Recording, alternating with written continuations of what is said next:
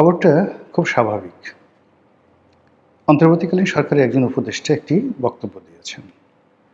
বক্তব্যটা হলো যে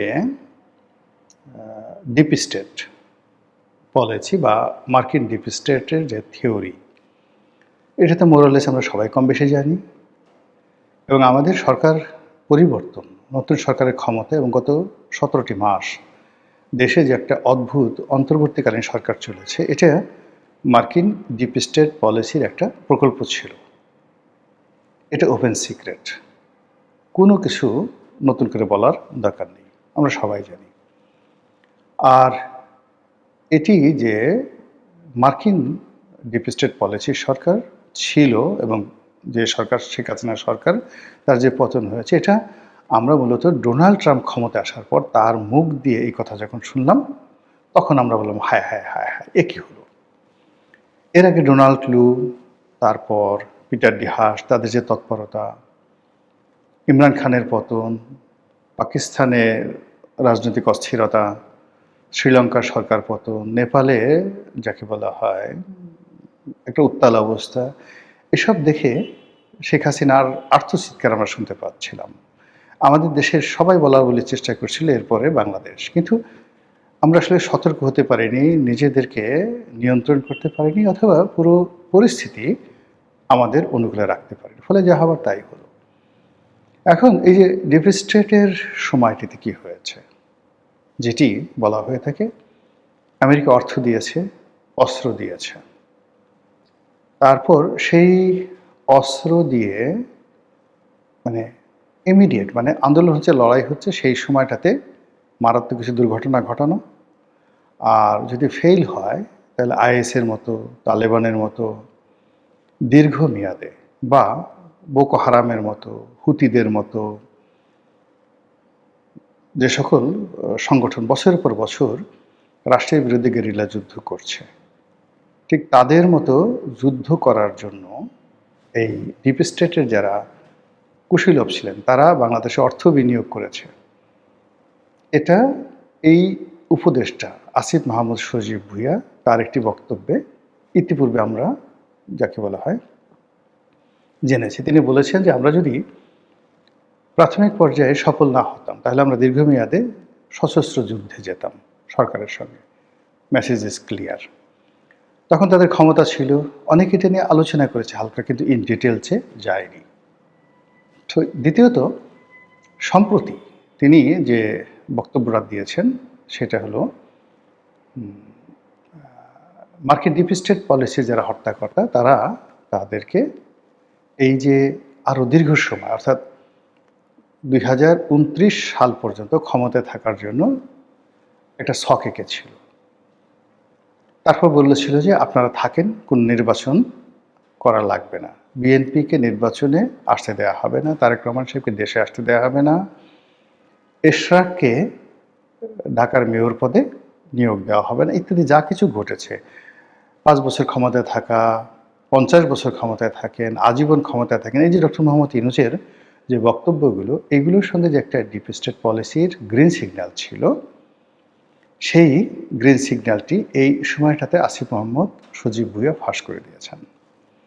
আচ্ছা, আমরা তো আসলে দার্শনিক হিসেবে খুব কমই দক্ষ। মলম বিক্রির বিজ্ঞাপন, জারি গান, সারি গান, তারপরে বানরের নাচ, পুতুল নাচ, এগুলো আমার খুব প্রিয় বা আমাদের প্রিয়।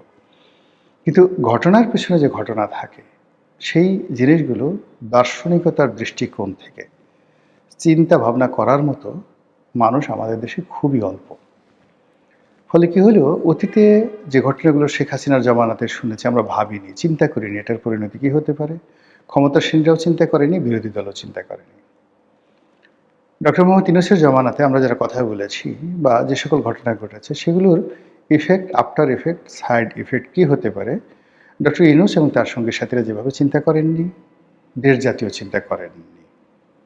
আবার এখন তারেক রহমান সাহেব ক্ষমতায় আসছেন, মনে হয় যেন একেবারে 2041 সাল পর্যন্ত ক্ষমতায় থাকবেন, তারপরে তার স্ত্রী ক্ষমতায় আসবেন, তার স্ত্রীর পর তার সন্তান জায়মা রহমান ক্ষমতায় আসবেন, এরপরে নাতিপুতি যারা আছে তারাও ক্ষমতায় আসবেন। ঠিক এইরকম একটা আত্মবিশ্বাস নিয়ে বিএনপি যখন এগুচ্ছে, তখন হঠাৎ করে আসিফ মাহমুদ সজীব ভুঁইয়া এই মার্কিন ডিপ স্টেট পলিসির কথা কেন বললেন?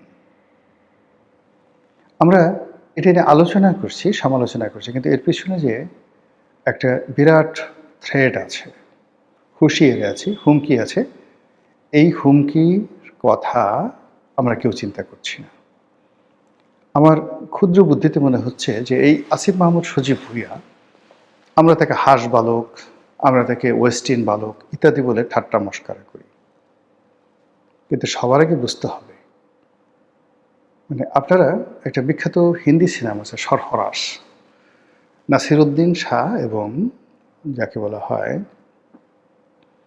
আমির খান, অসাধারণ একটা সিনেমা অভিনয় করেছেন। সেখানে নাসিরুদ্দিন শাহ মূলত একজন গজল শিল্পী থাকেন, কিন্তু তিনি আন্ডারওয়ার্ল্ডের ডন। তার যে সামাজিক যে পরিচিতি, সেই পরিচিতির সঙ্গে এই ডন পরিচয়টা থাকতে পারে, এটা কেউ বিশ্বাস করতে পারে না। ফলে পুলিশের নাকের ডগায় তিনি বছর পর বছর ধরে তার যে কুকর্ম সেটা চালাচ্ছিল, এবং যখন পুলিশ কর্মকর্তা আমির খান সেটা জানতে পারলো, তার বিশ্বাস করতে তার অনেক কষ্ট হয়েছে, বিশ্বাসই করতে পারেনি। কথাটা বললাম এই কারণে যে বিপ্লবীর কণ্ঠে যখন সঙ্গীত থাকে, তলোয়ারের সঙ্গে যখন বাঁকা বাঁশের বাঁশুরি থাকে, সেটা যে কত বড় ভয়ঙ্কর হতে পারে তা কবি নজরুলের যে এক হাতে বাঁকা বাঁশের বাঁশুরি আর এক হাতে রণতুর্য, এটার ব্যাখ্যা আপনারা পড়লেই বুঝতে পারবেন যে এটা কি পরিমাণ হয়। কথাটা বললাম যে আসিফ মাহমুদ সজীব ভুঁইয়া, সে কাওয়ালি গান গায়, তারপর গজল সন্ধ্যায় টিএসসিতে গজল গান গায়, আবার সশস্ত্র যুদ্ধের সর্বাধিনায়ক রূপে, গেরিলা যুদ্ধের সর্বাধিনায়ক রূপে সে যুদ্ধ করার ঘোষণা দেয়। সে বাংলাদেশের সবচেয়ে পাওয়ারফুল কয়েকটা মিনিস্ট্রি একত্রে চালায় 17 মাস ধরে প্রচণ্ড প্রতাপে, এবং তখন আসিফ মাহমুদ সজীব ভুঁইয়ার সামনে কেউ দাঁড়ানোর সুযোগ পায়নি।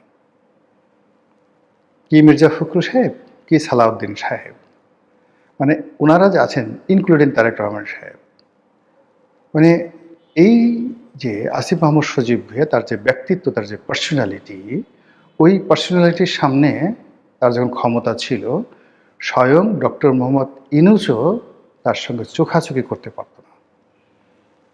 সে হাসতেও না, শুধু কাজ করে যেত, কথা খুব কম বলতো, সবগুলো তার সিদ্ধান্ত ছিল, এবং তাকে নিয়ে এত সমালোচনা হয়েছে সে কখনো রেসপন্ড করেনি।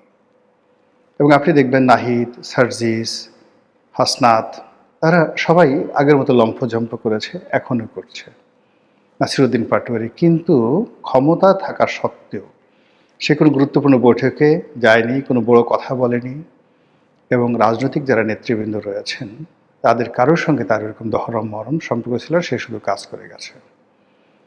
যেই মুহূর্তে সে মন্ত্রিপরিষদ থেকে পদত্যাগ করেছে, 1 মিনিটে সে রাস্তায় নেমে এসেছে, আবার আগের মতো রিকশায় চড়ছে, আগের মতো গান গাচ্ছে, আগের মতো স্বাভাবিক চালচলন করছে। It's dangerous.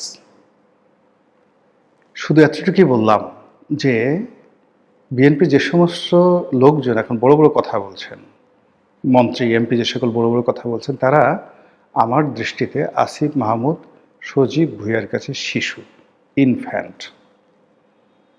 এত দ্রুত এত পরিবর্তন হয় না। তাকে যদি সেই হারুনের ভাতের হোটেল থেকে শুরু করে আজকের এই পর্যন্ত ঘটনাগুলো ডট ডট সাজান, তাহলে দেখতে পারবেন যে এই যুবক যেখানে বসেছেন, যেখানে দাঁড়িয়েছেন, সেখানে একটা ইতিহাস তৈরি করেছেন, সবার থেকে আলাদা। তিনি যা কিছু করেছেন সবার থেকে আলাদা, এবং বিনা প্রয়োজনে একটা সিঙ্গেল কাজ তিনি করেননি।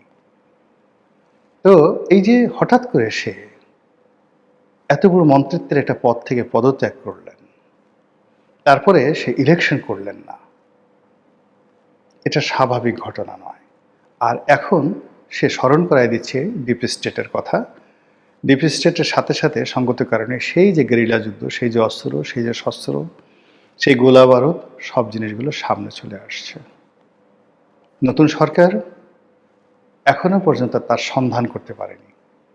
কয়টি অস্ত্র আছে, কত হাজার অস্ত্র আছে, কার কার হাতে আছে, এবং এই অস্ত্র দিয়ে রাষ্ট্রের কি ক্ষতি করা যেতে পারে, সরকারের কি ক্ষতি করা যেতে পারে, রাষ্ট্রের সমস্ত কর্মকাণ্ড কিভাবে অচল করা হতে পারে, এটা সরকার ভাবতেই আছে না। তারা 2041 সন পর্যন্ত ক্ষমতায় থাকবে, এটা নিয়ে নাকে তেল দিয়ে ঘুমাচ্ছে। আর এই সময়টাতে যারা গুপ্ত সংগঠন, যারা আসিফ মাহমুদ, সজীব ভুঁইয়াকে, সেটা ডিপ স্টেটের local partner, foreign partner, promoter যারাই আছেন, যে বিশাল একটা গ্রুপ ঘুমন্ত অবস্থায় আছে, যারা খুব বিনয়ের সাথে চিউ চিউ করে জুলাই সনদ বাস্তবায়নের কথা বলছে, তারপর সংস্কার প্রস্তাব বাস্তবায়নের কথা বলছে,